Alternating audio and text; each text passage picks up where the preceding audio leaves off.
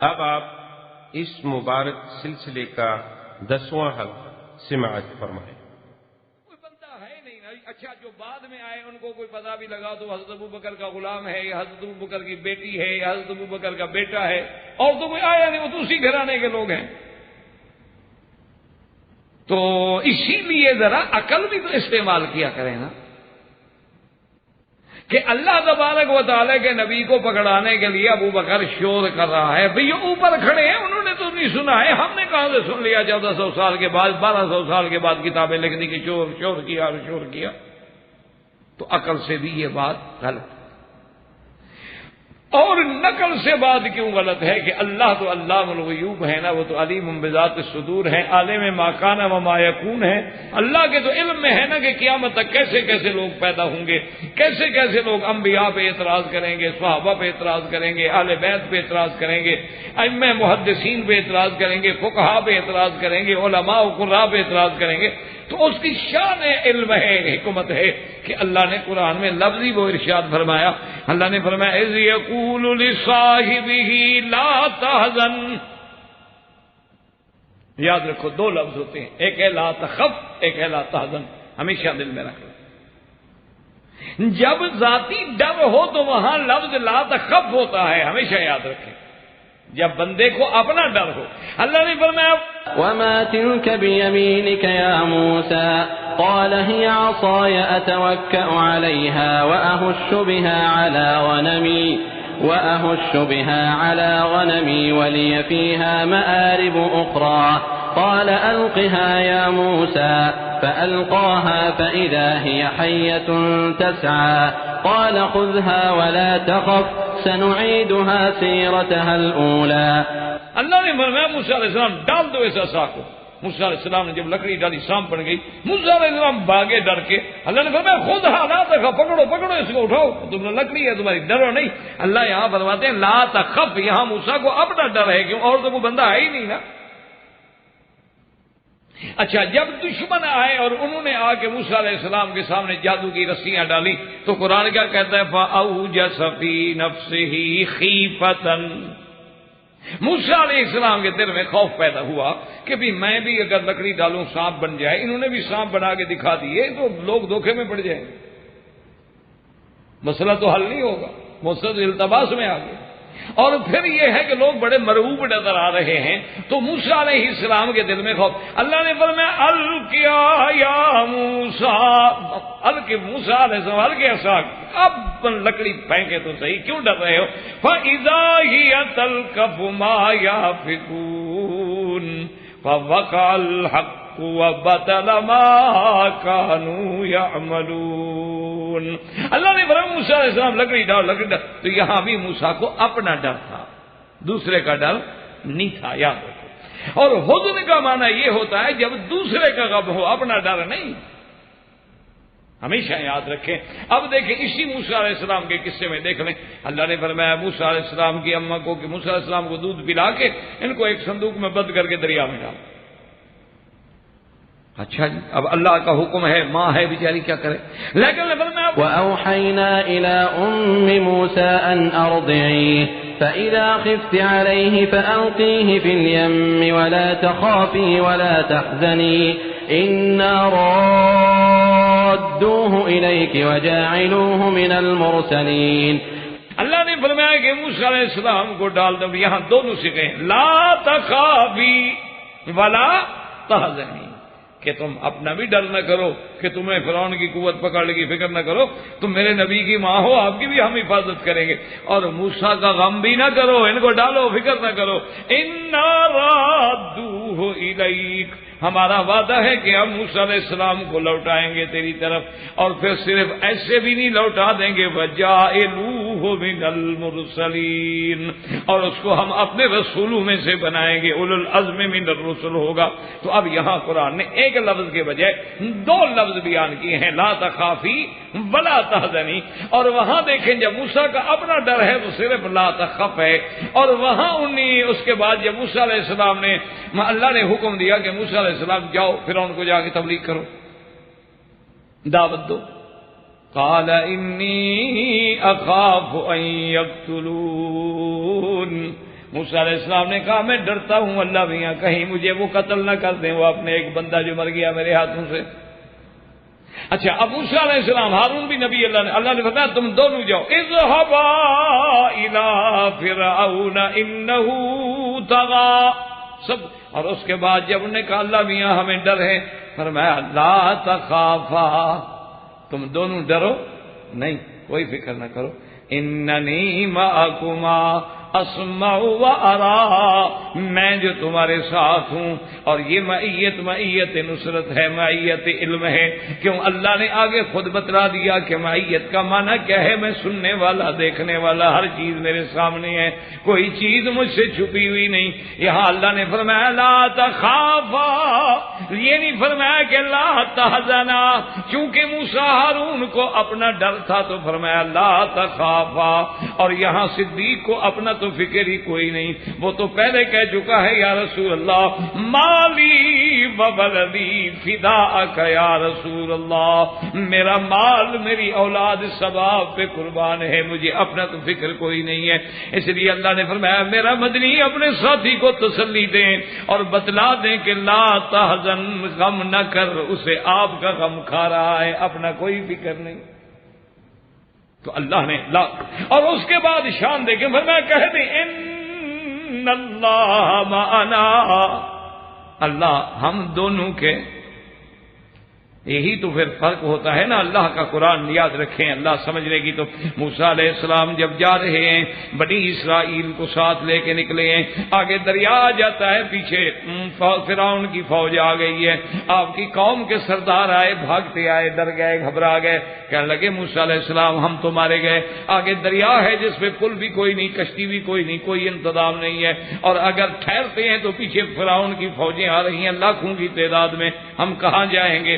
تو موسیٰ علیہ السلام نے کیا کہا؟ فرمایا ان معی ربی سیہدین، فرمایا کہ کیوں ڈرتے ہو، میرا رب میرے ساتھ ہے، وہی مجھے رستہ دکھلائے گا، جس نے ایسا مقام پیدا کر دیا ہے کہ فرعون کو شکست دے دی ہے، کہ جادوگروں کو مسلمان کر دیا ہے، فرعون کی نخوت کو ختم کر دیا ہے، وہی رب مستقبل میں بھی مجھے رستہ دکھلائیں گے نجات کا۔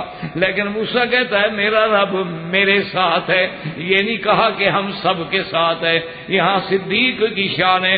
اللہ نے فرمایا میرا مدنی یہ نہیں کہنا کہ میرا اللہ میرے ساتھ ہے، کہو ہم دونوں کے ساتھ۔ یہ مقام صدیق تھا کہ اللہ نے فرمایا کہہ دو لا تحزن اذ یقول لصاحبہ لا تحزن اللہ معنا، یہ مقام ملا تو پھر سیدنا صدیق کو ملا ہے۔ اور مسلمانوں ذرا غور کر کے دیکھیں کہ غار میں حضرت صدیق اکبر رضی اللہ عنہ بیٹھے ہیں اور حضور پاک صلی اللہ علیہ وسلم سر مبارک آپ کی گود میں رکھ کے سوئے ہوئے ہیں، لیکن سیاستہ میں تو سانپ کا واقعے کا ذکر نہیں آتا، لیکن دوسری کتابوں میں علماء نے مورخین نے لکھا ہے کہ ایک سانپ تھا غار میں جس نے ابو بکر کو ڈس لیا تھا۔ بہرحال اب دیکھ لیں کہ گود ابو بکر کی ہے اور سر مبارک محمد مصطفیٰ کا ہے۔ اللہ نے فرمایا ابو بکر ہم پھر تیرا اس کا بدلہ ہم تجھے دیں گے۔ اللہ تو ہر نعمت کا ہر احسان کا بدلہ دیتے ہیں کہ ہم تجھے ایسا بدلہ دیں گے کہ آج گود تیری ہے اور سر محمد مصطفیٰ کا ہے، اور ہم تمہیں روضہ محمد مصطفیٰ میں حضور کے قدموں میں سلا دیں گے قیامت تک، کہ حضور کی بغل ہوگی اور ابو بکر کا سر ہوگا بالکل عین حضور کے ساتھ سے تو سوئی ہوئے۔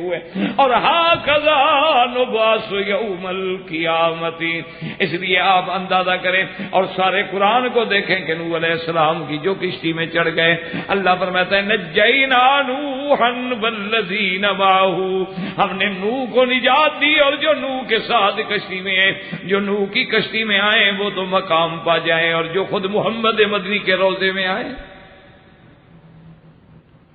اور دیکھیں جی کہ بڑے بڑے علماء نے جیسے یا ابن عساکر نے، اور اسی طرح تفسیر حسن عسکری نے، اور اسی طریقے سے محمد باقر نے، بڑے بڑے لوگ جن کو یعنی شیعہ حضرات بھی مانتے ہیں، انہوں نے بھی اپنی کتابوں میں لکھا ہے اس آیت کے نیچے کہ منہا خلقناکم وفیہا نعیدکم ومنہا نخرجکم تارۃ اخرى. اللہ فرماتا ہے کہ اسی مٹی سے ہم نے انسان کو پیدا کیا ہے, اسی مٹی میں واپس ہم لے آئیں گے قبر میں, پھر اسی مٹی سے اٹھایا جائے گا. ایک تو ترجمہ مبارک یہ ہے, لیکن بعض مفسرین نے یہاں اقوال لکھے ہیں کہ اللہ جس بندے کو جس مٹی سے اٹھا پیدا کرتے ہیں اسی جگہ اس کو دفن نصیب ہوتا ہے. دیکھا نہیں آپ نے کہ ساری زندگی پاکستان میں, ہندوستان میں, بنگلہ دیش میں, یورپ میں, برما میں گزر گئی, لیکن اللہ نے موت لکھی تھی مکے کی تو مکے میں آ کے مرے گا, جنت البقیع میں لکھا تھا تو وہاں آ کے دفن ہوگا. اس لیے علماء نے لکھا کہ اب ذرا غور کریں کہ اللہ پاک نے ابو بکر بھی مٹی بھی شاید اسی مقام سے لی جہاں محمد مصطفیٰ کی مٹی لی گئی, اور دونوں محمد مدنی کے روضے میں آ کے سوئے ہیں. اس سے بڑی فضیلت کیا ہو سکتی ہے؟ اچھا ایمان سے کہیں, اب یہ ڈاکٹر صاحب میرے ساتھ بیٹھے ہیں, اگر میں پنکھا, ایک آدمی آ کے مجھے پنکھا کرنا لگے تو ان کو ہوا لگے گی یا نہیں لگے گی؟ پنکھا تو مجھے کر رہا ہے, وہ ڈاکٹر صاحب کو تو نہیں کر رہا. وہ تو بیچارہ مہربانی کر کے آ جائے کسی کو کہ بھئی مولوی صاحب پسینے میں بیٹھے ہیں, گرمی بیٹھے ہیں, پنکھا کر دوں, تو پنکھا تو مجھے کر رہا ہے, لیکن سانس والوں کو ہوا لگے گی کہ نہیں لگے گی؟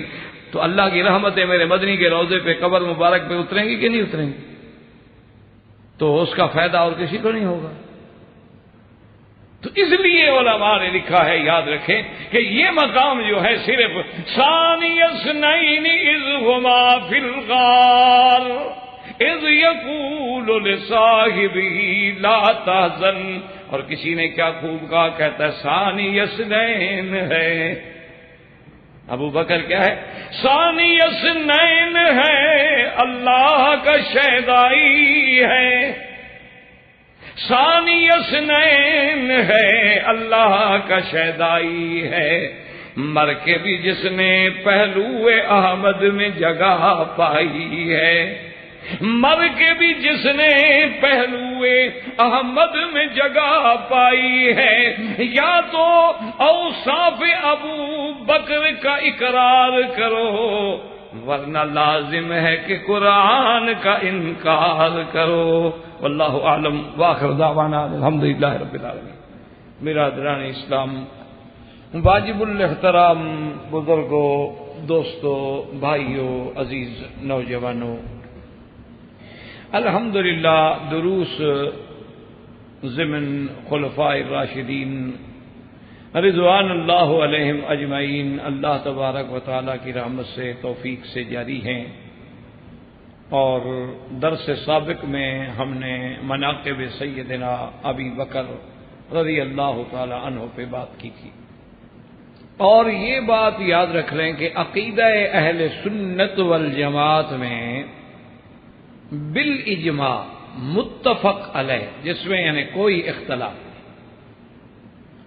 کہ افضل بعد النبی صلی اللہ علیہ وسلم فی امتہ ابی بکر, کہ حضور صلی اللہ علیہ وسلم کے بعد پوری امت میں قیامت تک سب سے افضل, سب سے زیادہ شان جو ہے وہ سیدنا ابی بکر رضی اللہ تعالیٰ عنہ کی. یہ بالکل اجماع ہے جس میں کوئی جھگڑا,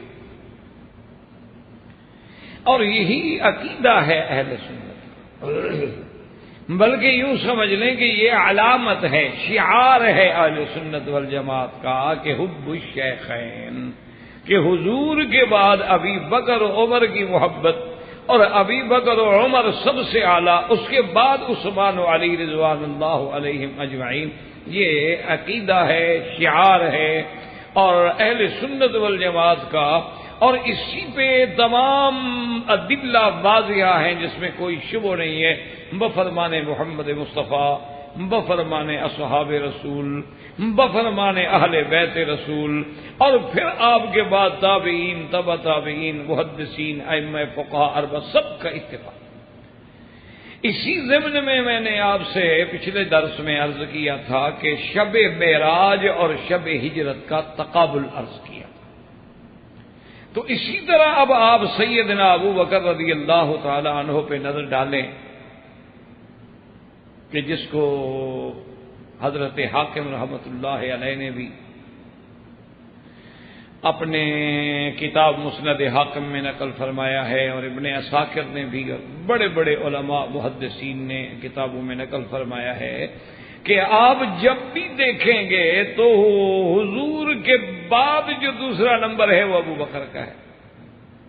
یعنی اللہ کا قرآن اترا سب سے پہلے تو حضور صلی اللہ علیہ وسلم وحی پہ ایمان لائے, تو دوسرا کون ہے؟ ابو بکر. یعنی اسلام میں بھی حضور کے بعد دوسرا ابو بکر, غار میں بھی بطور نص قطعی ثانی اثنین دوسرا ابو بکر, مزار میں بھی دوسرا حضور کے بعد صلی اللہ علیہ وسلم ابو بکر, اور بدر والے دن عریش میں بھی یعنی حضور کے لیے جو چھپر بنایا گیا تو اس میں دوسرا کون ہے؟ صرف ابو بکر رضی اللہ تعالی عنہ.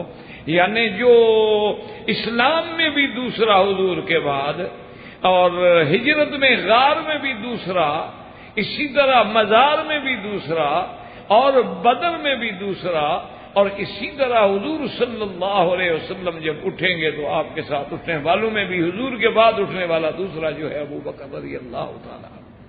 تو یہ شان بھی صرف سیدنا ابی بکر رضی اللہ تعالی عنہ کو ملی اور کسی کو. اور اسی طرح یعنی آپ اندازہ فرمائیں کہ جس طرح اللہ نے, جیسے حضور فرماتے ہیں نا کہ اللہ نے مجھے چن لیا ہے, اور پھر اللہ نے میرے لیے میرے صحابہ کو بھی چن لیا ہے بالکل, یعنی صدق رسول اللہ صلی اللہ علیہ وسلم. معلوم ہوتا ہے کہ باقی جیسے جوہری موتیوں کو چنتا ہے, اسی طرح اللہ کا چننے کی تو کوئی مثال ہی نہیں ہو سکتی, وہ تو بے مثل ہے. اللہ نے جب چنا ہو تو اس میں تو کوئی عیب نہیں رہ سکتا. اب آپ تاریخ میں نظر ڈالیں, ساری زندگی حضور نے نبوت ملنے سے پہلے, قرآن آنے سے پہلے بھی بت کو سجدہ نہیں کیا, اور ابو بکر نے بھی بت کو سجدہ نہیں کیا. حضور صلی اللہ علیہ وسلم نے اسلام آنے سے یعنی قرآن اترنے سے پہلے بھی زندگی میں کبھی شراب نہیں پی, اور ابو بکر نے بھی جاہلیت میں کبھی شراب نہیں پی.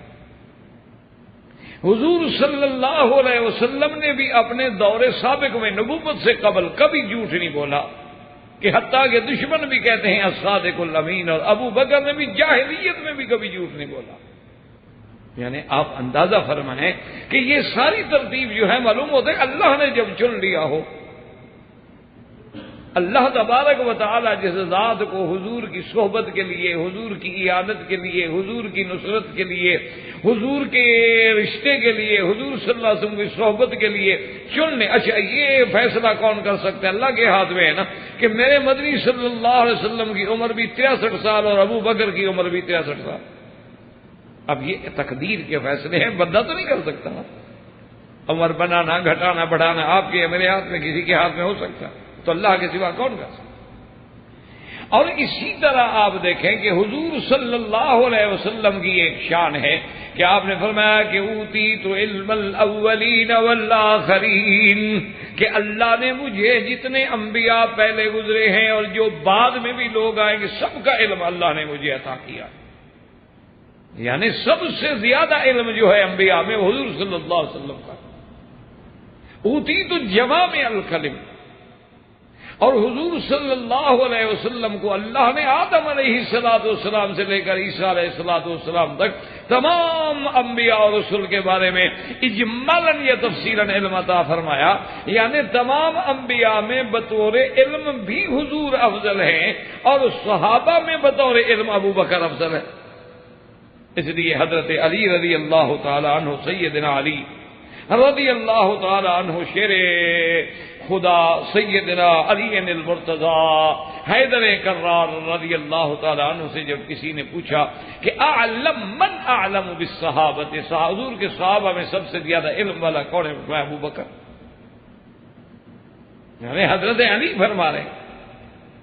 اور اب آپ ذرا دلائل پہ غور کریں اور دیکھیں, خدا کی شان ہے کہ حضور صلی اللہ علیہ وسلم جب حدیبیہ میں تشریف فرما ہے, جو قصے سیرت میں آپ پڑھ چکے ہیں اس کو میں تفصیل سے بیان نہیں کروں گا انشاءاللہ, کیونکہ ہمارا پھر اصل مقصد جو ہے وہ نہ رہ جائے. تو قصہ حدیبیہ آپ بڑا تفصیل سے پڑھ چکے ہیں الحمدللہ، سیرت النبی میں اللہ کی مہربانی ہے حدیبیہ کا بڑا تفصیل سے ذکر موجود ہے۔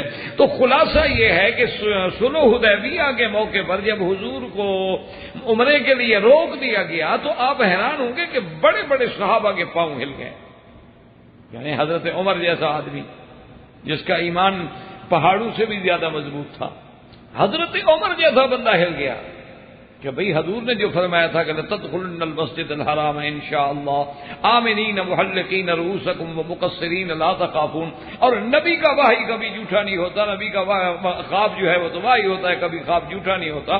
تو آج ہم نہیں جا رہے، حضور نے فرمایا تھا داخل ہوں گے خوف نہیں ہوگا، اب ہم روک دیے گئے ہیں، حتیٰ کہ اتنے سخت لفظ بھی حضرت عمر نے آ کے کہے حضور سے کہ یا رسول اللہ صلی اللہ علیہ وسلم لِمَ نَقْبَلُ الدَّنِيَّةَ فِي دِينِنَا، یا رسول اللہ ہم اس قسم کی گھٹیا باتیں اپنے دین میں کیوں قبول کریں گے؟ ان کی ہر بات ہم مانتے جا رہے ہیں، ہر شرط مان رہے ہیں۔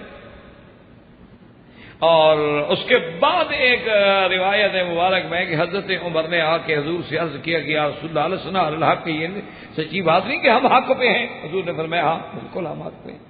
انہوں نے کہا حضور یہ صحیح نہیں کہ آپ نے فرمایا تھا کہ ہم جائیں گے عمرہ کریں گے داخل ہوں گے حرم میں خوف نہیں ہوگا؟ ہاں یہ بھی میں نے کہا تھا۔ انہوں نے کہا پھر ہم حضور واپس جا رہے ہیں، تو آپ نے فرمایا عمر میں نے یہ بھی کہا تھا کہ اس سال جائیں گے، میں نے یہ تو کہا تھا کہ لَتَدْخُلُنَّ الْمَسْجِدَ الْحَرَامَ إِنْ شَاءَ اللَّهُ، تعیین مدت تو نہیں کی۔ اب اللہ نے بھی مجھے یہی دکھلایا کہ ہم مسجد الحرام میں داخل ہوں گے، اللہ پاک نے بھی مجھے یہ تو نہیں فرمایا کہ اسی سال تم نے داخل ہونا ہے، یہ تو میں نے اپنا تیاری کر لی، ورنہ میں نے اپنی بات میں بھی نہیں کہا اس سال۔ اللہ نے بھی جو خواب مجھے دکھلایا تو اتنا دکھلایا ہے کہ لَتَدْخُلُنَّ الْمَسْجِدَ الْحَرَامَ إِنْ شَاءَ اللَّهُ آمِنِينَ مُحَلِّقِينَ رُؤُوسَكُمْ وَمُقَصِّرِينَ لَا تَخَافُونَ، تو ہو سکتا ہے اس سال، ہو سکتا ہے اگلے سال۔ تو اب یہ ہے کہ اللہ تبارک و تعالیٰ کی شان ہے، پتہ ہے میرے خواب کو اللہ نے یوں ہی سچا کر دیا کہ اگر ہم داخل ہو جاتے ایک پھر بھی کچھ نہ کچھ اندیشہ تو کافروں سے رہ جاتا، اب تو سلو ہو گئی ہے نا کہ اگلے سال تو وہ خود ہمیں 3 دن کے لیے چھوڑ رہے ہیں آنے کے لیے، تو اس سال تو میں نے نہیں کہا۔ حضرت عمر وہاں سے واپس آ گئے اور آنے کے بعد سیدھے حضرت ابو بکر کے پاس گئے خیمے میں، اور حضرت ابو بکر سے بے عین ہی وہی باتیں دہرائیں جو حضرت عمر نے حضور پاک سے کی، اور حضرت ابو بکر نے وہی جواب دیا، لفظ بھی نہیں بدلے، یعنی لفظ بھی وہ ہے۔ اس کو علماء کہتے ہیں توارد ذہنی، کہ کبھی کبھی آدمی کا ذہنی اتفاق اور توارد ایسا ہوتا ہے کہ جو لفظ اس نے کہا وہی لفظ بھی اس نے کہہ دیے۔ تو حضرت ابو بکر نے بھی وہی جواب دیا ہے کہ عمر اتنا جو جذبات میں آ رہے، حضور نے یہ فرمایا تھا کہ اسی سال کریں گے۔ عمر چپ، اور اس کے بعد دوسری بات کی، انہوں نے کہا عمر تم نے اللہ کے نبی کا کلمہ پڑھا ہے؟ اب جھٹکا لگا حضرت عمر کو، تو انہوں نے کہا ہاں۔ انہوں نے کہا تو پھر ہم نے رسول کی اطاعت کرنی ہے یا رسول اللہ ہماری اطاعت کریں؟ ہم حضور کے فرما بردار ہیں، ہم حضور کی اطاعت کریں گے یا اللہ کا نبی ہم ہماری اطاعت کریں؟ نہیں نہیں، انہوں نے کہا بس جو اللہ کا رسول ہے اللہ جانے، اللہ کا رسول جانے، بس ہمارا کام تو اطاعت کرنا ہے۔ تو یہ علم جو تھا ابو بکر کا تھا کہ وہی بات کی جو بات زبان رسالت سے نکلی وہی بات زبان صدیق سے نکلی، اللہ نے یہ علم عطا کیا۔ اور اسی طرح صحابہ کہتی ہیں کہ لما نزلت الیوم اکملت لکم دینکم واتممت علیکم نعمتی ورضیت لکم الاسلام دینا، اللہ نے فرمایا میرا مدنی آج ہم نے تمہارا دین مکمل کر دیا، نعمت پوری کر دی، تمہارے لیے پسندیدہ دین جو ہے دین اسلام۔ جب یہ آیت نازل ہوئی اور اسی طرح جب یہ سورت نازل ہوئی اذا جاء نصر اللہ والفتح ورأيت الناس يدخلون في دين الله افواجا فسبح بحمد ربك واستغفره انه كان توابا۔ جب یہ دونوں صورتیں اور یہ آیت نازل ہوئی صحابہ کہتی ہیں کہ سب خوش ہو رہے ہیں، صحابہ خوشیاں منا رہے ہیں، لیکن فبکا ابی بکر، حضرت ابو بکر رو رہے ہیں۔ صحابہ نے آگے پوچھا، انہوں نے کہا ابو بکر یہ رونے کی بات ہے؟ بولا دین مکمل ہو گیا، اللہ راضی ہو گیا، نعمت پوری ہو گئی، یہ تو خوشی کا مقام ہے. اللہ کی مدد آ گئی, اللہ نے فتح مکہ کر دیا, لوگ فوجوں کی فوجیں, جماعتوں کی جماعتیں اسلام میں داخل ہو رہی ہیں. 700 آدمی یمن سے آئے اور ایک دفعہ اسلام میں داخل ہوئے اور اسلام پہلے قبول کر گیا. تو یہ تو خوشی کی بات ہے. اس نے کہا ہاں ٹھیک ہے, من وجہ ظاہر تو خوشی کی بات ہے, لیکن اس کے اندر پیغام ہے ہمارے لیے کہ حضور کی وفات قریب آ گئی. نے کہا اس میں تو کوئی لفظ ہی نہیں ہے کہ حضور کی وفات کا.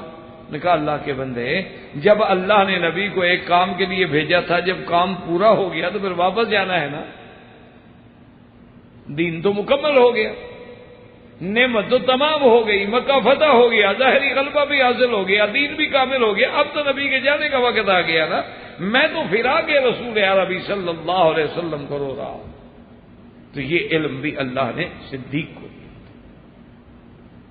اور اسی طرح ایک حدیث مبارک میں ہے کہ ایک دن میرے آقا نے رحمت دو جہاں نے حبیب کبریا سیدنا محمد مصطفیٰ صلی اللہ علیہ وسلم کہ عبدن خیرا, حضور نے فرمایا اپنے صحابہ سے کہ ایک اللہ کا بندہ ہے جس کو اللہ نے اختیار دیا ہے کہ دنیا میں رہنا چاہتے ہو رہ لو, اور اگر اللہ کی طرف آنا چاہتے ہو تو پھر تمہاری موت آ جائے. ان عبدن خیرا, ایک بندے کو اختیار. حضرت ابو بکر رونے لگ گئے. اب سارے صحابہ نے کہا ابو بکر بھی عجیب آدمی ہے. حضور تو فرما رہے ان عبدن, ایک بندہ ہے اللہ کا, اور ابو بکر رو رہے ہیں. انہوں نے کہا اللہ کے بندے, آج تک پہلے بھی تم نے سنا ہے کہ کسی بندے کو اللہ نے کہا ہو کہ جب تک چاہو دنیا میں رہو. عبد سے مراد خود حضور صلی اللہ علیہ وسلم ہے. اللہ نے آپ کو اختیار دیا ہے کہ دنیا میں رہنا چاہتے ہو یا میرے پاس آنا چاہتے ہو. تو حضور تو لازمی بات ہے کہ اللہ کو اختیار کریں گے. اس لیے بی بی عائشہ ایک حدیث مبارک میں ہے کہ حضور سے پوچھا کہ یا رسول اللہ, پھر اس بندے نے کیا چیز پسند کی؟ انہوں نے کہا رب اللہ کا ملنا پسند کیا. تو اس بات کو سمجھنے والا بھی حضرت ابو بکر تھا, اور کسی کے دماغ میں یہ بات نہ جا سکی جو حضرت ابو بکر رضی اللہ تعالی عنہ نے سمجھی. اور اسی طرح دیکھیں بے عین ہی, یعنی اللہ نے جو علم عطا فرمایا ہے کہ حضور صلی اللہ علیہ وسلم کی وفات کے بعد یعنی آپ اندازہ فرمائیں, آپ کیا تصور کرتے ہیں کہ حضور صلی اللہ علیہ وسلم کی وفات کوئی معمولی سا حادثہ تھا؟ صحابہ کہتے ہیں کہ جس دن حضور کی وفات ہوئی ہمارے لیے تو مدینے میں اس دن اندھیرا ہو گیا. ہمارے لیے تو بالکل اندھیرا چھا گیا. اور اس دن اپنے آپ کو سنبھالنا اور بات کو سمجھنا جو ہے, یہ پھر یہ علم کسی عام آدمی کی طاقت تو نہیں ہے کہ حضور کے اتنے بڑے صدمے سے ہلا ہوا آدمی, اور پھر اس جتنا محبت زیادہ ہوگی اتنا صدمہ بھی زیادہ ہوگا. تو جتنا سیدنا ابو بکر کو محبت ہے اتنا کس کو, تو ان کے صدمے کا کیا حال ہوگا. لیکن یہ بھی مقام ابو بکر تھا رضی اللہ تعالی عنہ کہ جب صحابہ کے پاؤں ہل گئے, جب صحابہ کے دماغ جواب دے گئے, جب حضرت عمر رضی اللہ تعالی عنہ جیسے اب کریے زمان اور حضرت عمر رضی اللہ تعالی عنہ جیسے بطل اسلام جو محدث گزرے ہیں زمانے میں, اتنے بڑے لوگ جو ہیں ان کا بھی دماغ کام نہیں کر رہا ہے کہ جب حضور کی وفات کا اعلان ہوا تو حضرت عمر غصے میں آ گئے. انہوں نے کہا کون کہتا ہے کہ حضور پہ موت آ گئی؟ اعلان ہو گیا کہ حضور پہ وفات ہو گئی, موت آ گئی. انہوں نے کہا کون کہتا ہے؟ کیوں؟ حضرت عمر کا دماغ یہ کام کر رہا تھا کہ جب اللہ کے نبی کے بعد نبی کوئی نہیں ہے تو اب قیامت تک کے لیے ہدایت تو دینی اللہ کو مقصود ہے. اس کا معنی ہے کہ حضور ہی رہیں گے, نبی تو ہے کوئی نہیں بعد میں. یا تو ایک نبی گئے اور پھر دوسرے نبی آ گئے, پھر دوسرے آئے, پھر تیسرے آ گئے, لیکن حضور کے بعد لا نبی بعدہ, تو اب حضور پہ موت آ گئی تو نبوت پھر کون چلائے گا؟ حضرت عمر کا دماغ یہ کام کر رہا ہے. لیکن یہ بات اور علم ابو بکر کا تھا رضی اللہ تعالی عنہ کہ فوراً حضرت ابو بکر رضی اللہ تعالی عنہ تشریف لائے. یعنی آپ اندازہ کریں کہ سب سے پہلے سیدہ عائشہ فرماتی ہیں کہ حضرت ابو بکر جب آئے تو حضور صلی اللہ علیہ وسلم کے چہرے مبارک پہ چادر تھی, حضور کا بدن مبارک جو ہے ڈھانپ دیا گیا. تو سیدنا ابو بکر صدیق نے سب سے پہلے چادر ہٹائی، اور چادر ہٹانے کے بعد بوسہ دیا حضور صلی اللہ علیہ وسلم کی پیشانی پہ۔ یعنی یہ مقام بھی صرف سیدنا ابو بکر رضی اللہ تعالیٰ عنہ کو ملا ہے کہ حضور کے سینے میں پیشانی مبارک پہ کسی بندے کی اگر موت کے بعد آخر میں بھی لب لگے ہیں تو ابو بکر ہے۔ یہ اللہ تبارک و تعالیٰ کی دین ہے، اللہ تبارک و تعالیٰ جس کو عطا فرمائے۔ اور اس کے بعد ممبر پہ تشریف لائے، آ کے خطبہ پڑھا، صحابہ جمع ہو گئے، اور اس کے بعد فرمایا من کان یعبد محمدا فإن محمدا قد مات۔ لوگوں، جو تم میں سے اگر حضور محمد مدنی کی کوئی عبادت کرتا تھا تو حضور پہ موت آ گئی۔ نبی کی اطاعت ہوتی، عبادت تو نہیں ہوتی، لیکن حضور جھنجھوڑنے کے لیے سیدنا ابو بکر نے یہ بات فرمائی کہ من کان یعبد محمدا فإن محمدا قد مات ومن کان یعبد اللہ فإن اللہ حی لا يموت۔ اور جو اللہ کی عبادت کرتے ہیں، اللہ کی ذات ہے جو زندہ ہے، جس پہ کبھی موت نہیں آئے گی۔ اور اس کے بعد پھر حضرت عمر نے کہا، حضرت ابو صدیق نے قرآن کی آیت تلاوت کی، وما محمد الا رسول قد خلت من قبلہ الرسل۔ اللہ کے نبی، اللہ نے فرمایا وما محمد الا رسول، محمد مدنی بھی اللہ کے رسولوں میں سے رسول ہیں، آپ سے پہلے بھی رسول گزر گئے۔ اگر میرے مدنی پہ موت آ جائے تو کیا تم دین سے پھر جاؤ گے؟ اللہ کا نبی بھی تو ایک پیغمبر ہیں، آپ بھی ولد آدم ہیں، آپ بھی اللہ کے رسول ہیں، آپ بھی افضل الرسل ہیں، موت تو آپ پر بھی آنی ہے۔ تو جب حضرت عمر رضی اللہ تعالیٰ عنہ کہتے ہیں کہ حضرت ابو بکر صدیق نے جب یہ آیات مبارک پڑھی ہیں تو اس وقت میں نے یہ سمجھا کہ آج یہ قرآن کی آیتیں اتر رہی ہیں، اور اللہ نے میرا سینہ کھول دیا، مجھے سمجھ آ گئی کہ ابو بکر سچ کہہ رہا۔ یعنی اس وقت بھی اگر قرآن کی اس آیت پہ نظر گئی ہے تو ابو بکر رضی اللہ تعالیٰ عنہ کی نظر۔ یہ مقام جو تھا وہ سیدنا صدیق رضی اللہ تعالیٰ عنہ کو ملا ہے اور کسی کو نہ ملا۔ اور خدا کی شان ہے کہ حضرت جنگوی رحمت اللہ علیہ جب شہید ہوئے تو اتفاق سے میں اس ملک میں تھا، یہ اللہ کی قدرت تھی۔ تو مجھے اللہ نے مہربانی کی کہ بر وقت اطلاع ہو گئی، ورنہ کراچی سے جانا پھر پہنچنا ایک بڑا امتحان تھا، اور وہی درمیان میں مقصد رات کو اطلاع پہنچی تھی، اور صبح ان کا دن میں جنازہ تھا عصر کو۔ بہرحال تو اللہ نے پہنچا دیا، اللہ نے اپنی رحمت سے اسباب بن گئے، ملتان پہنچ گئے، وہاں چلے گئے۔ تو خدا کی قدرت یہ ہے کہ وہاں جا کے مجھے حضرت سیدنا ابو بکر صدیق، چونکہ وہ عاشق تھا صدیق کا، وہ پروانہ تھا سیدنا ابو بکر صدیق رضی اللہ تعالیٰ عنہ کا، تو مجھے حضرت صدیق کی وہ سنت یاد آئی، تو میں نے بھی ان کی پیشانی پر کپڑا اتار کے بوسہ دیا ان کے پسینے، ان کی پیشانی پہ۔ میں نے کہا یہ صدیق کا عاشق ہے تو حضرت صدیق کی سنت یہی پوری کر لو۔ تو یہ پھر مقام ہوتا ہے، یہ محبت ہوتی ہے، یہ کہنے کی باتیں نہیں ہوتی۔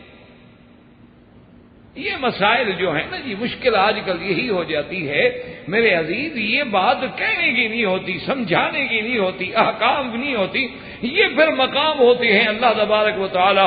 اب حالانکہ حضرت صدیق نے جب بوسہ دیا ہے تو کیا حضرت صدیق نے پہلے کسی حدیث میں پڑھا تھا کہ حضور جب فوت ہوں تو بوسہ دینا ہے؟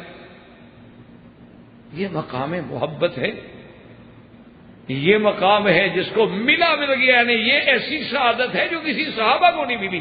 اچھا خدا کی شان دیکھو، یہ دونوں سعادتیں صدیق کو ملی ہیں کہ بی بی عائشہ صدیقہ یہ فرماتی ہیں کہ سب سے آخری چیز جو حضور کے اندر داخل ہوئی ہے وہ میری لب ہے، میری ریق ہے۔ تو بیویوں نے پوچھا کیسے؟ انہوں نے کہا کہ حضور جب بیمار ہیں تو مسواک لے کے گزرے صحابہ میرے بھائی، تو حضور نے مسواک دیکھا تو طبیعت میں خواہش ہوئی کہ میں مسواک استعمال کروں، تو میں حضور کی رازدان تھی، میں سمجھ گئی، میں نے جلدی سے وہ مسواک لے کے حضور کی خدمت میں پیش کیا، تو حضور نے اشارہ کیا کہ اب مجھ میں اتنی طاقت نہیں ہے کہ میں اس کو دبا کے نرم کر سکوں، لہذا تم نرم کر کے مجھے دے دو تاکہ میں استعمال کروں۔ تو میں نے اپنے منہ میں اس مسواک کو نرم کیا اور وہی نرم میرا لعاب لگا ہوا حضور نے اپنے منہ میں دے دیا۔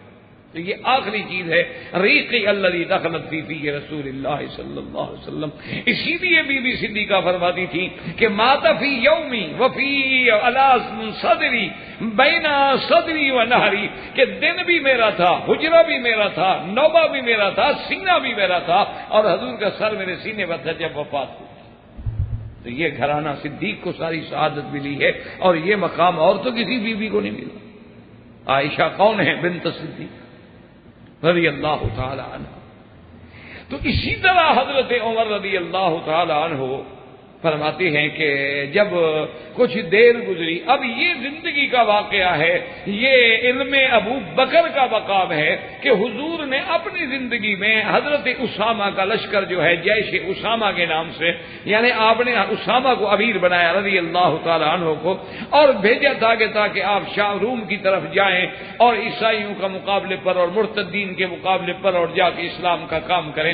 اب وہ مقام جرف پہ پہنچا تھا قافلہ، اور حضور کی تکلیف ہو گئی، تو حضرت اسامہ کی بیوی جو ہے بی بی فاطمہ، انہوں نے پیغام بھیجا کہ لا تعجل لا تسرع، جلدی نہ کرو جانے میں، ثقل رسول اللہ صلی اللہ علیہ وسلم، حضور پاک صلی اللہ علیہ وسلم کی طبیعت پہ زیادہ بوجھ ہو گیا ہے تکلیف کا، کہیں ایسا نہ ہو حضور وفات فرما جائے اور تم دور نکل جاؤ۔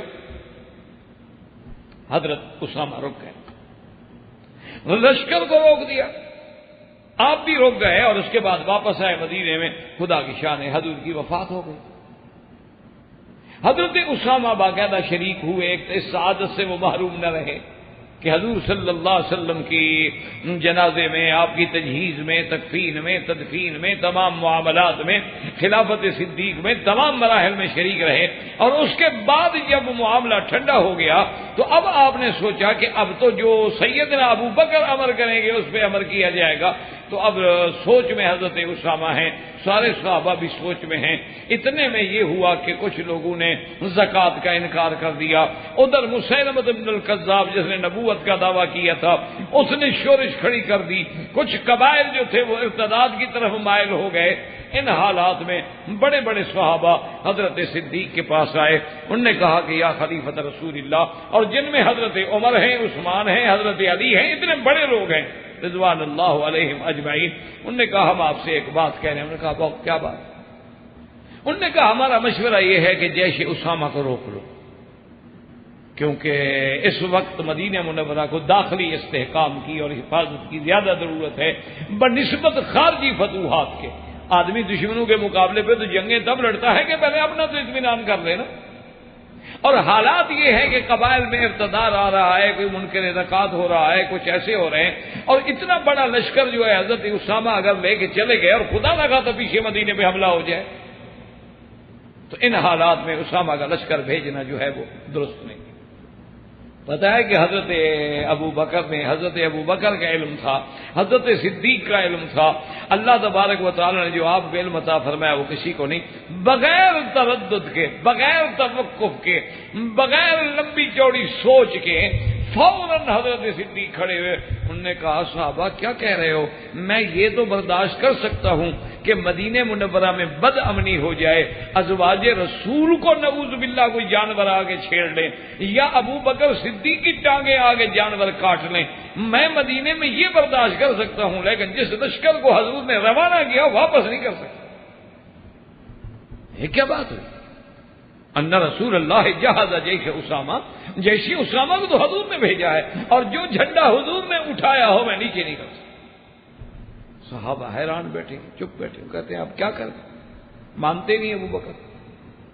اور اللہ کی شان دیکھیں کہ حضرت اسامہ کا جو لشکر نکلا ہے، اللہ نے کفار پہ ایسی دھاک بٹھا دی کہ لوگوں نے سمجھا یار کمال ہے، مدینے والے تو اتنے مضبوط ہیں کہ ابھی چند دن بھی نہیں گزرے حضور کی وفات کو دشمنوں سے لڑنے کے لیے چل نکلے۔ مقصد ہے کہ بڑی طاقت ہے مسلمانوں میں۔ اچھا بعض قبائل نے یہ کیا، انہوں نے کہا ایسا کرو کہ تم اسامہ سے نہ لڑو، جانے دو اسامہ، آگے جا کے جب روم والوں سے ٹکر ہوگی تو دیکھا جائے گا، ہم تو نہ لڑے نا۔ اللہ نے جب وہاں سے فتح دے دی تو سارے چھوٹے چھوٹے قبائل جو تھے وہ دبک کے بیٹھ گئے۔ اللہ نے اس لشکر کو ایسی کامیابی بخشی کہ جیش اسامہ کی ایک تاریخ ہے، اور جیش اسامہ کو اپنے اس عمل پہ قائم رکھنے کی جو بات سوچی وہ صرف سیدنا صدیق کے دماغ میں آئی اور کسی صحابہ کے دماغ میں نہیں آئی۔ یہ مقام بھی حضرت ابو بکر رضی اللہ تعالی عنہ کو۔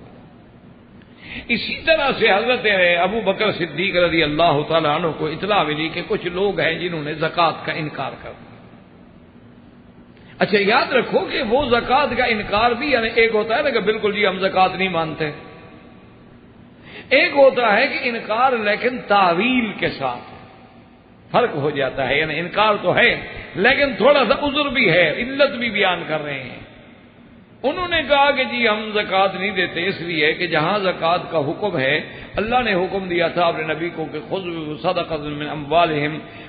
من اموالہم صدقۃ تطہرہم بہا وتزکیہم وصلی علیہم ان صلاتک سکن لہم۔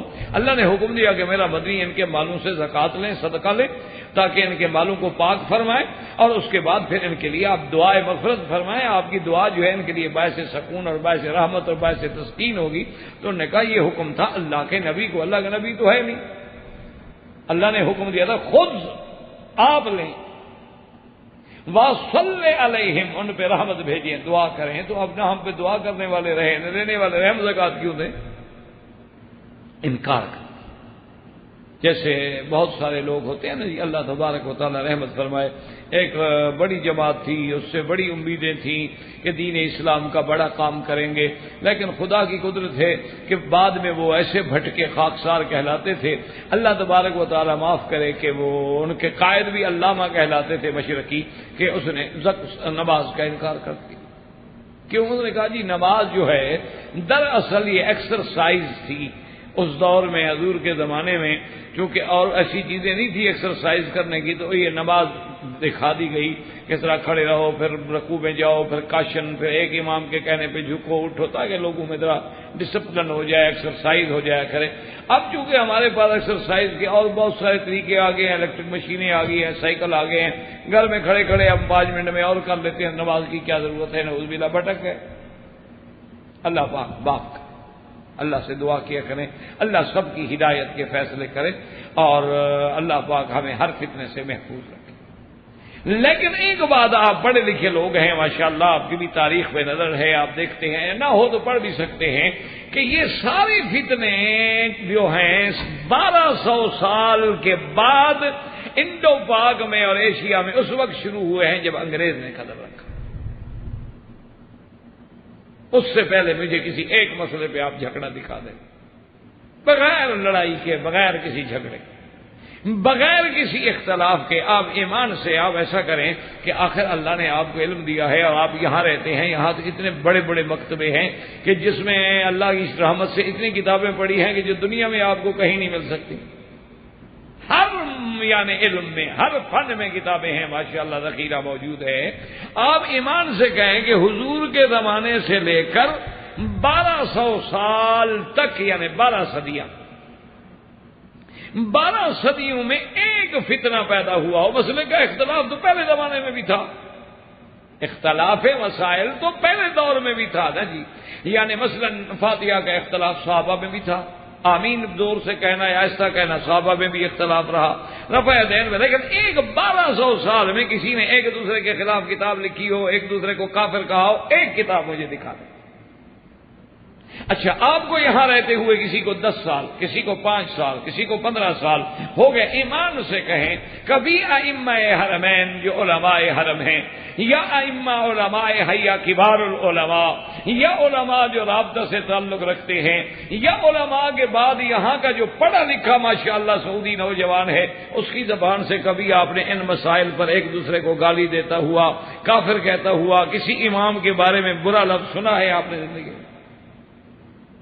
کسی ایک بزرگ سے، کسی ایک، اگر ائمہ بھی نام لیتے ہیں کہیں گے رحمت اللہ علیہ، کوئی عرب بھی ہوگا نا جی جس کو اللہ نے تھوڑا سا علم بھی دیا ہے، وہ یہ الگ بات ہے کہ وہ کہے گا کہ ٹھیک ہے جی میں اس قول پہ عمل نہیں کرتا، میں تو امام احمد بن حنبل رحمۃ اللہ علیہ کے قول کو لے رہا ہوں، یا میں ظاہر حدیث مبارک کو لے رہا ہوں، لیکن یہ نہیں کہے گا کہ تم گمراہ ہو یا گناہ گار ہو یا غلط ہو، یہ کبھی اس کی زبان سے نکلے گا۔ یہ سارے فتنے ہم لوگ کر پیدا کرتے ہیں، اور ہم میں یہ کب آئے؟ جب انگریز آیا، اس نے ہمیں لڑایا تاکہ مسلمان لڑیں، اسلام کی قوت کمزور ہو اور ہم قبضہ کر سکیں۔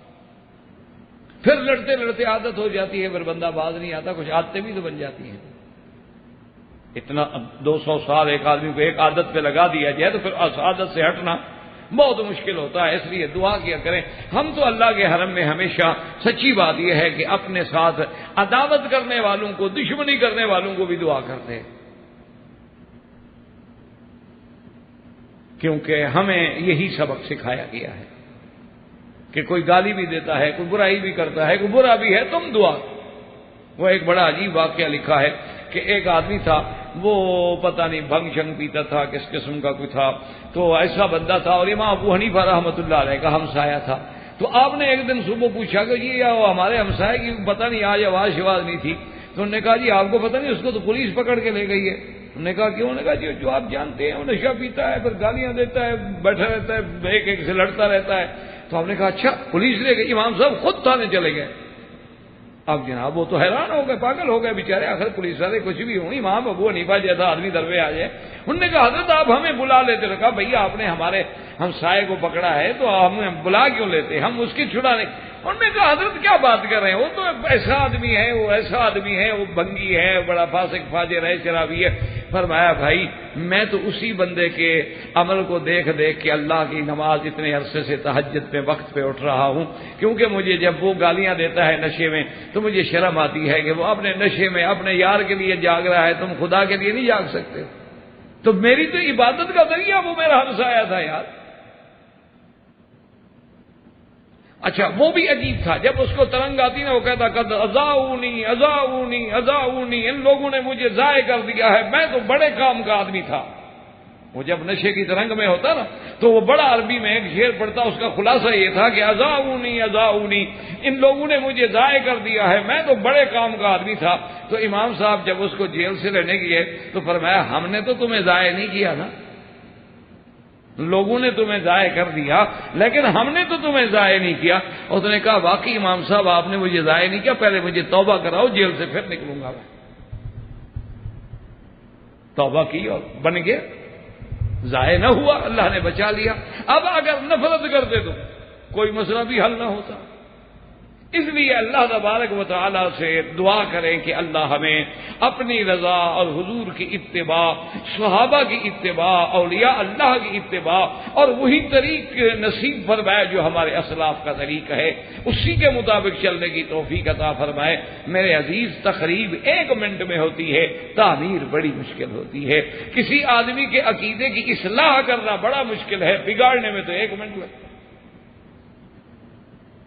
آپ نے مسجد بنانی ہو نا، دیکھیں کتنا ٹائم لگتا ہے، توڑنی ہو تو 1 بلڈوزر کافی ہے، شام تک ٹھیک کر دے گا۔ تو اب دیکھیں کہ سیدنا ابو بکر رضی اللہ تعالیٰ عنہ کے سامنے وہ دلیل سے انکار کریں، لیکن حضرت ابو بکر صدیق آ گئے، یہ تھا علم صدیق، آ گئے اور کھڑے ہوئے اور اس کے بعد خطبہ دیا، اور آپ نے فرمایا کہ واللہ اگر جن لوگوں نے زکوٰۃ دینے کا انکار کیا میں ان کے ساتھ جہاد کروں گا، قتال کروں گا۔ کیا مانا؟ قتال کافر سے ہوتا ہے، مسلمان سے تھوڑا مسلمان لڑتا ہے۔ یہ تو ہماری بدقسمتی ہے کہ آج مسلمان بھی آپس میں لڑتے ہیں، جماعتیں ہیں اور پارٹیاں ہیں اور جھنڈے ہیں اور سب کے رنگ بھی الگ، ٹوپیاں بھی الگ، پگڑیاں بھی الگ، جھنڈے بھی الگ، پتہ نہیں اللہ علامات قیامت ہے، بس اللہ رحمت کرے، اللہ سب کی ہدایت کے فیصلے۔ اور یہ نہیں سمجھتے کہ یہ جو ہم ایک دوسرے کو مار رہے ہیں فائدہ تو دشمن کا ہو رہا ہے، اور دشمن یہی تو چاہتا ہے کہ تم لڑو مرو۔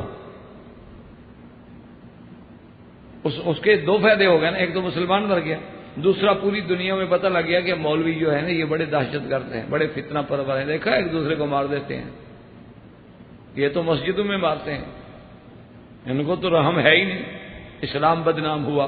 تیسرا یہ ہے کہ جب یہ لڑیں گے تو معاملہ ختم ہوگا نا، جب اتفاق ہو تو کون ختم کرے؟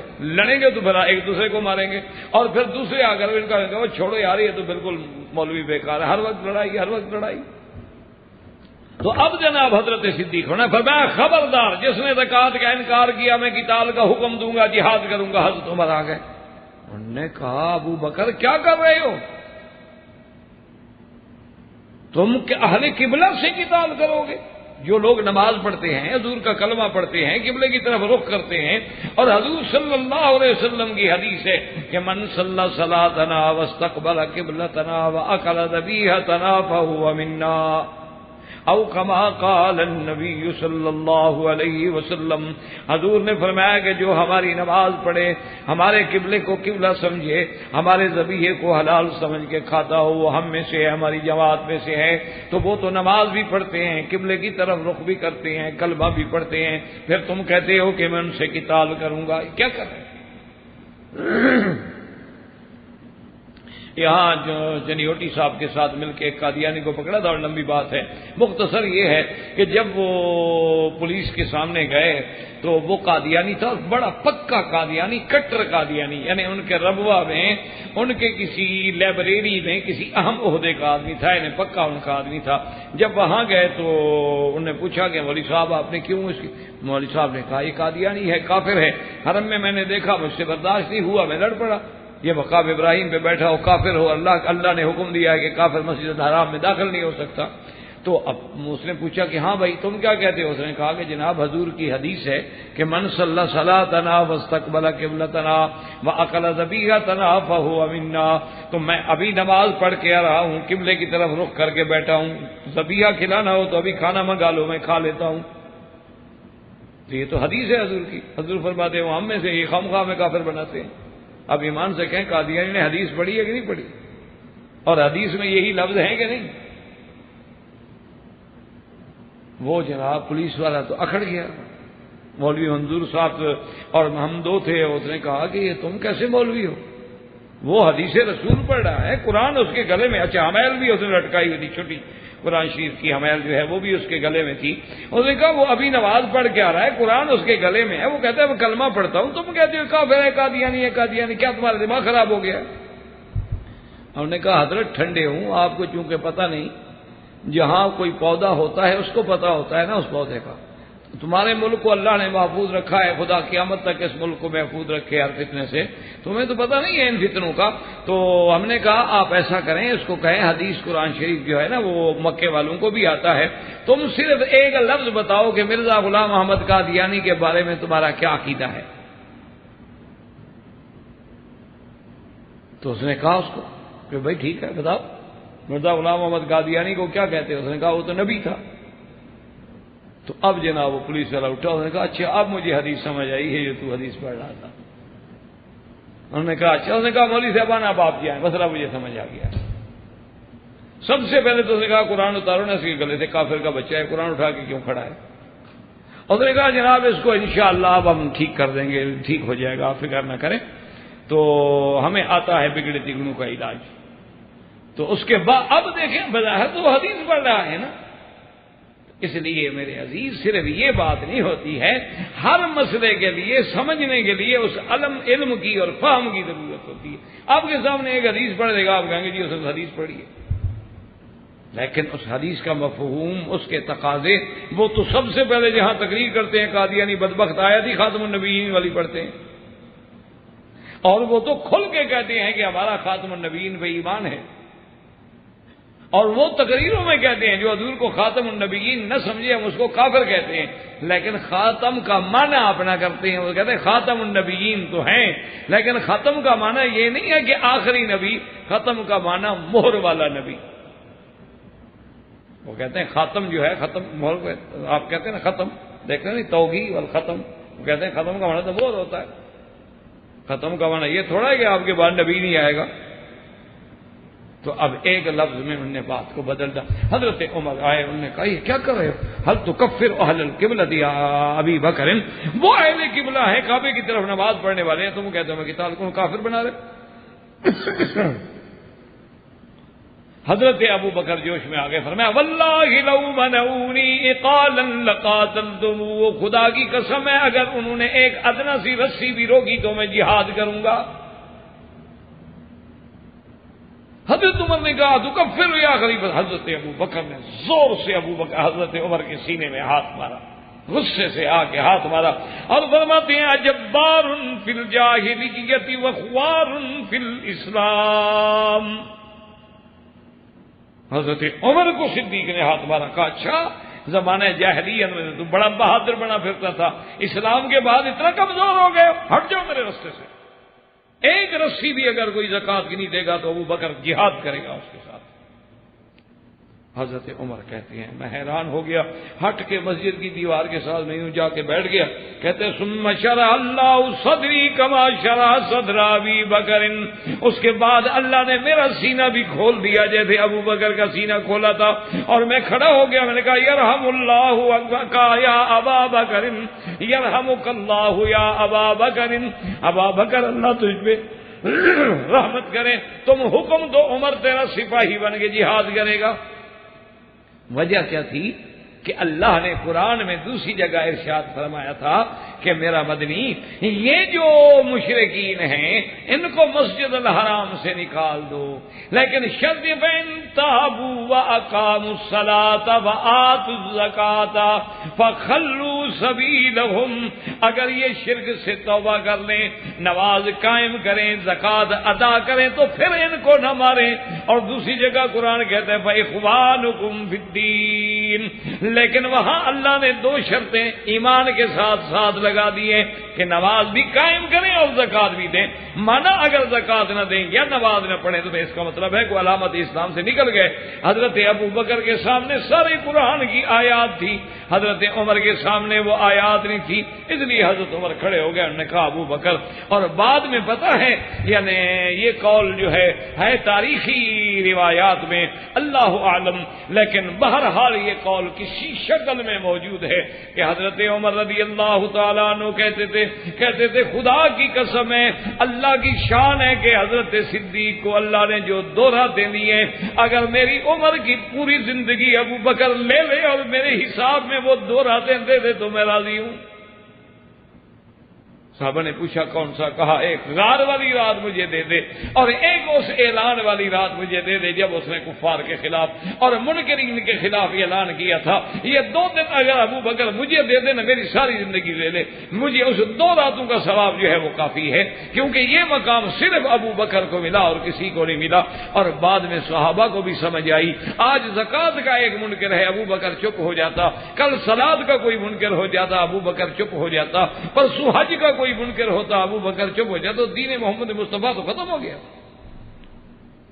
تو یہ علم جو تھا یہ بھی اللہ نے سیدنا ابو بکر رضی اللہ تعالی عنہ کو عطا فرمایا تھا، اور کسی کو یہ علم جو ہے وہ عطا نہیں ہوا تھا۔ تو اس لیے حضرت علی رضی اللہ تعالی عنہ اللہ تبارک و تعالی آپ کے مزار پہ کروڑوں رحمتیں فرمائے، انہوں نے کہا کہ اگر سچی بات پوچھتے ہو تو سب سے زیادہ علم والا تو ابو بکر ہے، کہ اللہ نے جو علم ابو بکر کو دیا ہے وہ کسی کو عطا نہیں فرمایا۔ اسی طرح سوال پوچھا گیا کہ من اشجع الناس، سب سے بڑا بہادر کون ہے؟ تو جواب ملا کہ ابو بکر ہے۔ اب صحابہ کہتے ہیں کیسے؟ انہوں نے کہا دیکھو یاد رکھو کہ سب سے پہلے اللہ کے کعبے میں، خدا کے گھر میں حضور صلی اللہ علیہ وسلم نے جب دعوت توحید دی اور قریش حضور پہ ٹوٹ پڑے، حضرت علی فرماتے ہیں ہم چھوٹے تھے، بچے تھے، دور سے دیکھ رہے تھے، کسی کو جرت نہ ہوئی، یہ ابو بکر صدیق تھا جو آگے بڑھا، آ کے کافروں کو مارا، آ کے کافروں کو دفع کیا، حضور صلی اللہ علیہ وسلم کا دفاع کیا۔ اس وقت کسی کو جرت نہیں ہوئی، حالانکہ بعض مسلمان موجود ہیں مسجد میں دیکھ رہے ہیں، لیکن مشرکین مکہ سے لڑنے کی کسی کو طاقت نہیں جو صدیق کو ملی ہے۔ نے کہا اتنا بڑا بہادر اور کون ہو سکتا؟ اور اسی طرح حضرت علی رضی اللہ تعالی نے فرمایا کہ جب عقبہ بن ابی معیط نے، یہ کافر ہے اور بڑا دشمن ہے میرے محبوب کا، اس بدبخت نے پتہ ہے کیا حضور کے گلے مبارک میں ایسے کپڑے ڈالے، اللہ، اور اتنا زور سے کھینچا کہ نعوذ باللہ حضور کی آنکھیں مبارک گویا کہ ابل رہی ہیں. اس وقت بھی آگے کوئی نہیں بڑھا، صرف صدیق بڑھا ہے. اور آگے مارا عقبہ بن ابی معیط کو دھکا دیا، عقبہ کے ہاتھ چھوٹے اور گرا اور فرمایا اتقتلون رجلا ان یقول ربی اللہ. ظالموں، اس کو مار رہے ہو جسے یہ دعوت دیتا ہے کہ اللہ کی توحید کے، اللہ کی الوہیت کے، ربوبیت کے، اللہ کی وحدانیت کے قائل ہو جاؤ. یہ جرم ہے اس کا، اسی لیے مارتے ہو. انہوں نے کہا حضرت علی نے کہ اور کوئی آگے نہیں بڑھا، صرف ابو بکر آگے بڑھا ہے اور کوئی شخص بھی آگے بڑھنے کی جرات نہیں کر سکتا. اور اسی طرح حضرت صدیق رضی اللہ تعالی عنہ یوم بدر میں جب حضور صلی اللہ علیہ وسلم کے لیے عریش بنایا گیا، عریش کا معنی ہوتا ہے کہ 4 لکڑیاں کھڑی کر کے ایک چھپر سا ڈال دیا گیا کہ حضور سائے کے نیچے بھی بیٹھ جائیں، اگر چاہیں تو اوپر بھی بیٹھ جائیں رات کو ٹھنڈے وقت میں، اس کو کہتے ہیں عریش. تو صحابہ کہتے ہیں، حضرت علی خود فرماتے ہیں رضی اللہ تعالیٰ عنہ کہ بدر والے دن جب دشمن کی اتنی بڑی تعداد ہے، اب حضور کے قریب رہنا جو ہے وہ آسان کام نہیں، کیونکہ دشمن نے تو حضور پہ حملہ کرنا ہے. کہتے ہیں کوئی صحابی وہاں نہیں رہا، عریش کے اندر بھی اگر تھا تو ابو بکر، اور جب سب ہم لڑنے کے لیے گئے تو تلوار لے کے پہرے دینے والا بھی ابو بکر. کہتے ہیں اس سے بڑا بہادر اور کون ہو سکتا. اس لیے حضرت علی رضی اللہ تعالیٰ عنہ کا ایک فرمان ہے جو صحیح روایات میں موجود ہے. آپ فرماتے تھے کہ خدا کے بندے، اللہ نے صدیق کو وہ مقام دیا ہے کہ مومن آل فرعون، جس نے فرعون کے زمانے میں، اب ایمان کے بارے میں اللہ کہتا ہے رجل مؤمن من آل فرعون، ان میں سے آیا تھا. تو آپ نے کہا اگر اس کے ساتھ کوئی 1000 گھڑی گزارے، ابو بکر کے ساتھ اس 1 گھڑی کا بھی وہ مقابلہ نہیں کر سکتی. تو صحابہ نے پوچھا کہ حضرت علی وہ کیسے؟ فرمایا مومن آل وقال رجل مؤمن من آل فرعون یکتب ایمانہ. اللہ قرآن میں کہتا ہے کہ وہ مومن تو تھا آل فرعون سے، لیکن اپنے ایمان کو چھپاتا تھا. لیکن یہ صدیق ہے جو ایمان لانے کے بعد اس نے اپنے ایمان کو چھپایا نہیں بلکہ ایمان کو ظاہر کیا. اور اول خطیب بالاسلام، اسلام میں سب سے پہلا خطیب ہے نبی کے بعد حضرت صدیق، جس نے کعبے میں کھڑے ہو کے اپنے اسلام کا اعلان کیا ہے کہ لوگوں سن لو میں مسلمان ہوں، اور دعوت دی لوگوں کو. اور یاد رکھیں پتہ ہے کیا ہوا کہ نعوذ باللہ ثم نعوذ باللہ مشرکین مکہ نے حضرت صدیق کو اتنا مارا ہے کہ حضرت صدیق بے ہوش ہو. حضرت صدیق رضی اللہ تعالیٰ عنہ کو ان کے قبائل کے لوگ جو ہیں وہ اٹھا کے گھر لے گئے، بیمار ہیں، بے ہوش ہیں. اور جب افاقہ ہوا، والدہ ساتھ بیٹھی ہیں، جب افاقہ ہوا آنکھ کھولی، سب سے پہلی بات جو زبان پہ آئی اپنی اماں سے پوچھا کیف رسول اللہ، میرا بدنی کیسے؟ انہوں نے کہا بیٹا اب بھی تم حضور کا نام لے رہے ہو؟ انہوں نے کہا مجھے سب سے پہلے، انہوں نے کہا ہمیں تو پتہ نہیں. انہوں نے کہا نا سب سے پہلے پتہ کرو کہ میرے مدنی محبوب صلی اللہ علیہ وسلم کا کیا حال ہے. تو یہ مقام بھی اگر کسی کو ملا ہے تو سیدنا ابی بکر رضی اللہ تعالیٰ عنہ. اسی طرح حضرت عمر رضی اللہ تعالیٰ عنہ فرماتی ہیں کہ تواضع میں دیکھیں، خدمت میں دیکھیں. فرماتی ہیں کہ مدینہ منورہ میں ایک عجوزہ ہے، بوڑھی عورت ہے جس کا کوئی ولی وارث نہیں، کوئی والی نہیں، کوئی وارث نہیں، کوئی بیٹا نہیں، کوئی خادم نہیں، کوئی معاون نہیں. تو حضرت عمر کہتے ہیں کہ میں نے سوچا کہ اس عورت کی خدمت کرنی چاہیے. تو میں ایک دن ایسا کیا کہ تہجد کے بعد میں آیا جا کے اس کے گھر کو ذرا صاف کر دوں، پوچھ لوں بی بی پانی ہے کہ نہیں ہے. اس دور میں تو مشکیزیں بھر بھر کے پانی لایا جاتا تھا کہ نل تو نہیں لگے ہوئے تھے. تو حضرت عمر کہتے ہیں کہ جب میں آیا تو دیکھا کہ گھر بھی صاف ہو گیا ہے، برتن پانی بھی بھرے ہوئے ہیں. تو میں نے پوچھا بی بی اماں کیا حال ہے، خیریت؟ انہوں نے کہا بیٹا خیریت ہے. میں نے کہا کوئی کام؟ اس نے کہا تم سے پہلے ایک بندہ آیا تھا وہ سارا کچھ کر گیا ہے، اللہ آپ کو خوش رکھے. حضرت عمر کہتے ہیں اب میرے دل میں خیال ہو گیا میں پتہ تو کروں یہ بندہ کون ہے. تو کہتے ہیں کہ دوسرے دن میں وقت سے پہلے طرح آ گیا اور بیٹھ گیا اور جلدی جلدی آیا کہ میں آج پہلے نمبر لے جاؤں. گیا تو پھر دیکھا تو گھر بھی صاف ہو گیا، پانی بھی بھرا ہوا ہے. میں نے کہا بی بی کیا ہوا؟ نے کہا تو ایک بندہ پہلے بھر گیا. حضرت عمر فرماتے ہیں تیسری رات میں اور جلدی گیا لیکن وہ پہلے بھر گیا. چوتھی رات حضرت عمر کہتے ہیں میں نے کہا آج تو سونے ہی نہیں بیٹھ جاتا ہوں, دیکھو تو صحیح بندہ کون ہے. میں چھپ کے بیٹھ گیا, دیکھا تو ابو بکر تھے, چادر اپنے سر مبارک میں ڈالی ہوئی ہے اور جا رہے ہیں. میں دوڑا, میں نے کہا ابو بکر کسی جگہ بھی نمبر لینے دو گے یا ہمیشہ تم آگے رہو, کسی اور کو بھی کسی کام میں کام کرنے کا موقع دو گے؟ تو ابو بکر نے کہا بھی اس میں کیا ہے, بوڑھی عورت ہے اور ہمارے فرائض میں ہے اس بات کا. تو حضرت عمر رضی اللہ تعالیٰ عنہ فرماتے ہیں اور اسی طرح جب عین غزوہ تبوک ہے, حضور صلی اللہ علیہ وسلم نے اعلان کیا کہ غزوہ تبوک کا اعلان ہے کہ ہر آدمی مدد کرے. حضرت عمر کہتی ہیں آج دل میں خوش ہو گیا, میں نے کہا آج ابو بکر تو سے نمبر لے جاؤں گا, آج میرے گھر میں بڑا مال ہے.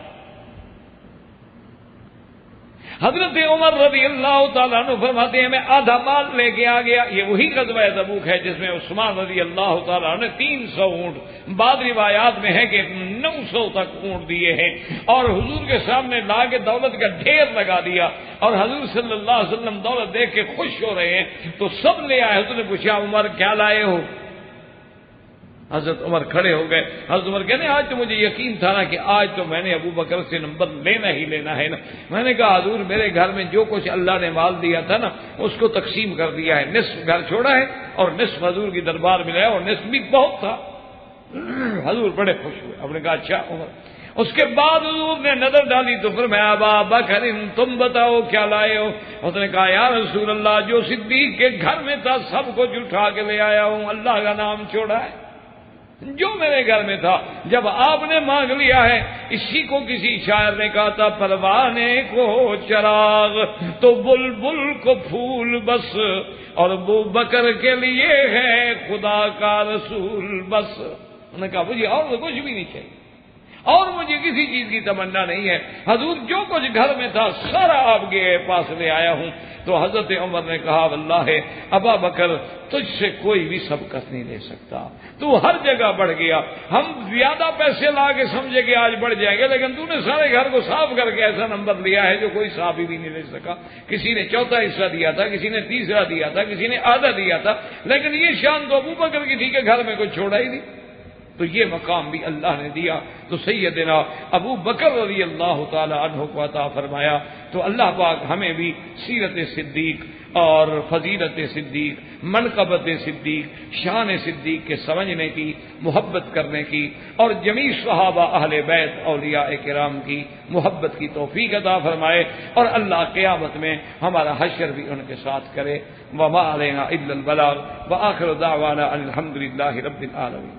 برادران اسلام, واجب الاحترام بزرگوں, دوستوں, بھائیوں, عزیز نوجوانوں, خلفائے راشدین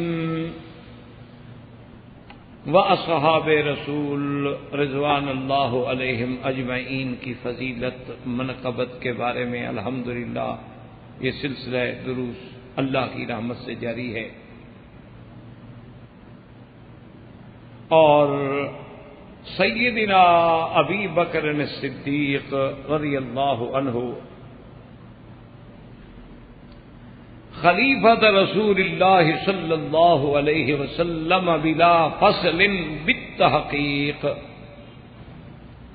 وافضل الامت بعد النبی صلی اللہ علیہ وسلم کے بارے میں آپ کے مناقب, آپ کے فضائل, آپ کی عظمت شان, آپ کے بارے میں آیات مبارکہ, احادیث مبارکہ کا ذکر جاری تھا. اسی ضمن میں علماء نے یہ لکھا ہے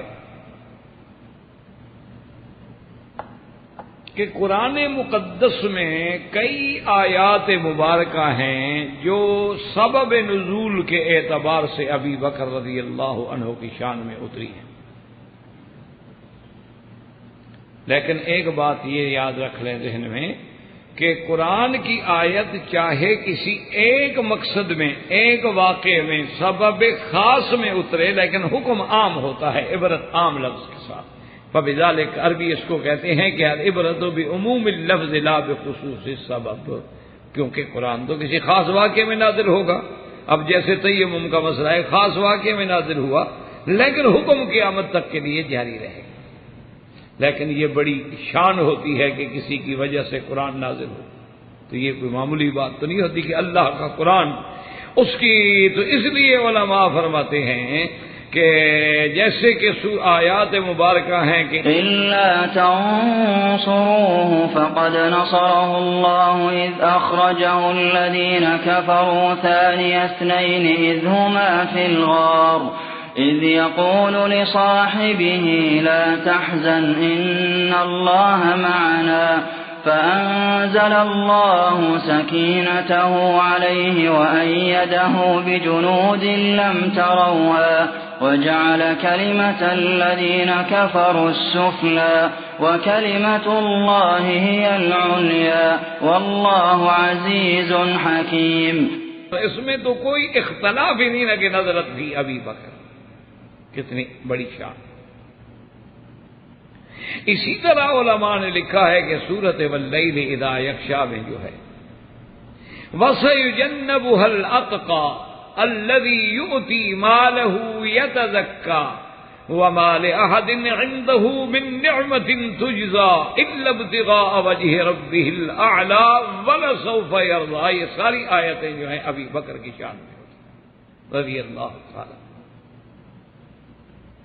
اسی طرح علماء نے لکھا ہے کہ آیت مبارک جو ہے اللہ نے جس میں حکم دیا اپنے پیغمبر کو کہ وَشَاوِرْهُمْ فِي الْأَمْرِ کہ میرا مدنی جب اہم کوئی معاملہ پیش آئے تو صحابہ سے مشورہ کریں، تو حضرت ابن عباس جیسے آدمی فرماتے ہیں کہ نظرت فی ابی بکر و عمر کہ یہ آیت جو ہے بطور خاص ابو بکر و عمر کے بارے میں ہوتی، کیونکہ حضور صلی اللہ علیہ وسلم سرکار مدینہ صلی اللہ علیہ وسلم جب مشورہ لیتے تو سب سے پہلے ابی بکر و عمر کا نمبر آتا، اور حضور نے تو یہ کھل کے فرما دیا، اعلان کر دیا کہ لو اجتمعتما علی شیء کہ ابو بکر و عمر اگر تم کسی مسئلے پہ اکٹھے ہو جاؤ نا دونوں تو بس میں تو اسی کو باندھ لوں.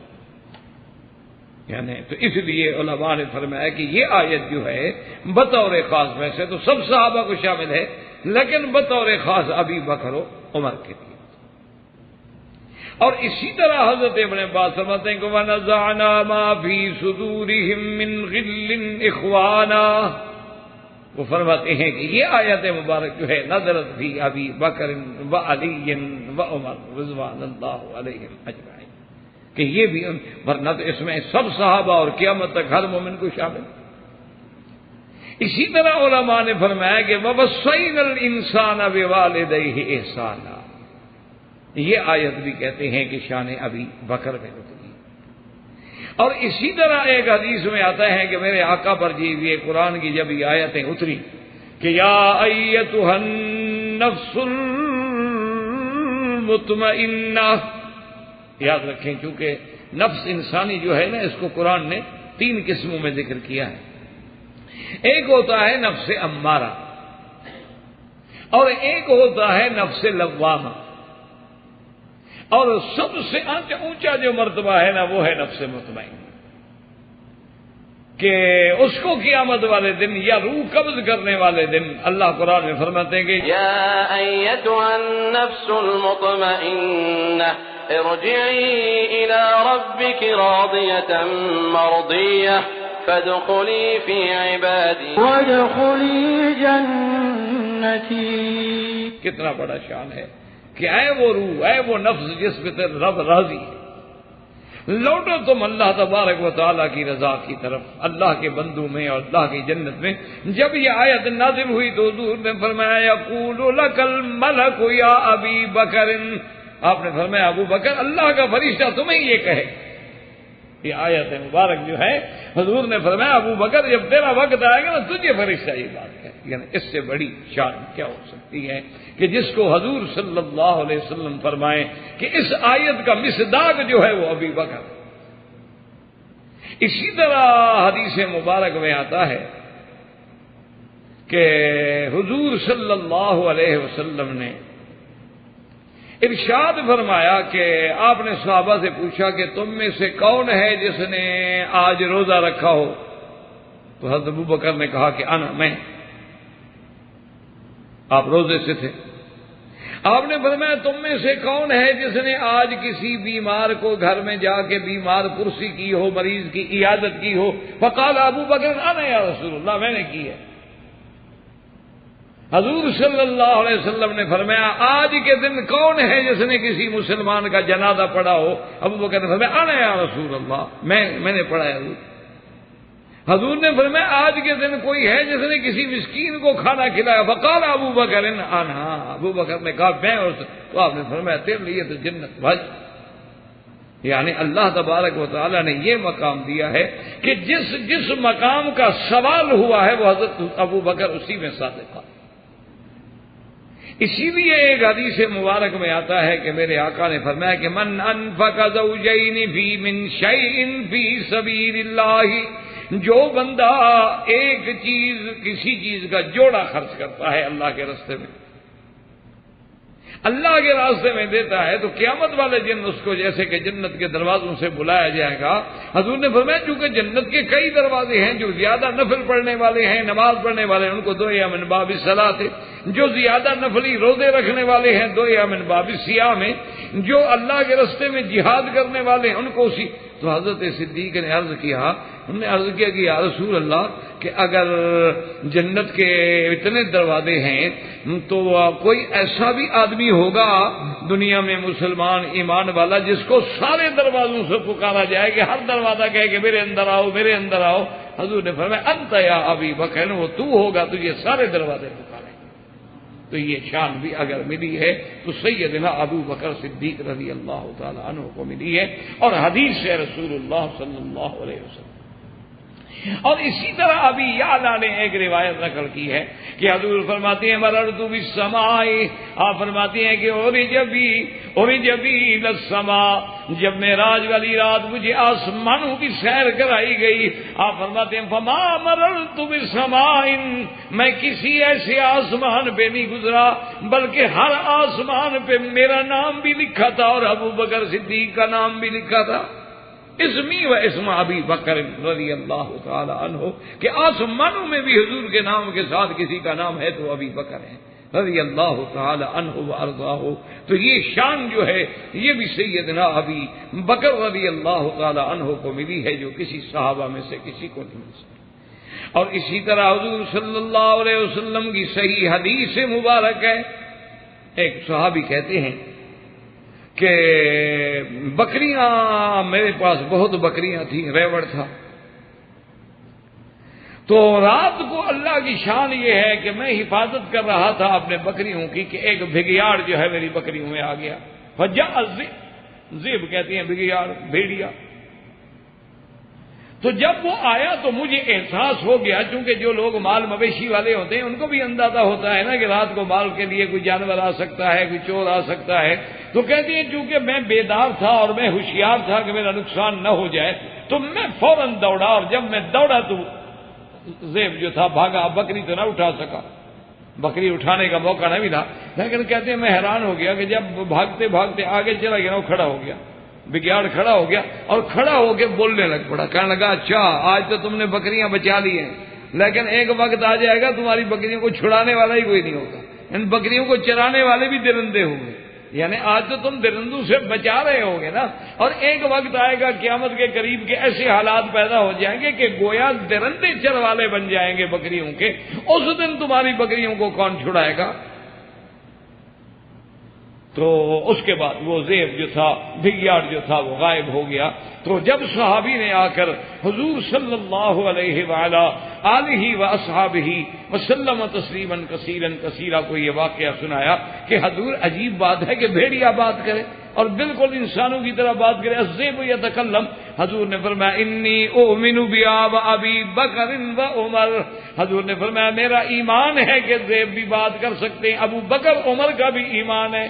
صحابہ کہتے ہیں ابو بکر عمر تو وہاں تھے بھی نہیں، لیکن حضور کو اپنے ایمان کے بعد اگر کسی کے ایمان پہ یقین تھا تو ابو بکر و عمر ہیں کہ حالانکہ ایک انہونی بات ہے کہ ایک جانور بات کرنی شروع کر دے، لیکن حضور نے فرمایا کوئی بات بعید نہیں ہے، تو دابا نکلے گی وہ بھی بات کرے گی، پتھر اللہ چاہے تو پتھر بھی بات کرتے ہیں، اللہ تبارک و تعالیٰ چاہے تو چیونٹی بھی بات کرتی ہے، اللہ تبارک و تعالیٰ چاہے تو لکڑی بھی بات کرتی ہے، تو اگر ایک جانور نے بات کی ہے تو میرا بھی ایمان ہے، ابو بکر و عمر کا بھی ایمان ہے۔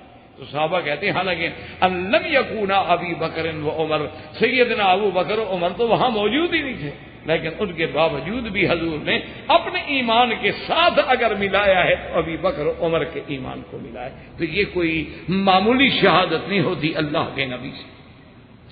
اسی طرح صحیح حدیث مبارک میں ہے۔ احباب کرام، اس کے بعد اب آپ اس مبارک سلسلے کی سی ڈی نمبر 11 سماعت فرمائیں، پر 11 سماعت فرمائیں، پر 11 سماعت فرمائیں، پر 11 سماعت فرمائیں، پر 11 سماعت فرمائیں، پر 11 سماعت فرمائیں، پر 11 سماعت فرمائیں، پر 11 سماعت فرمائیں، پر 11 سماعت فرمائیں۔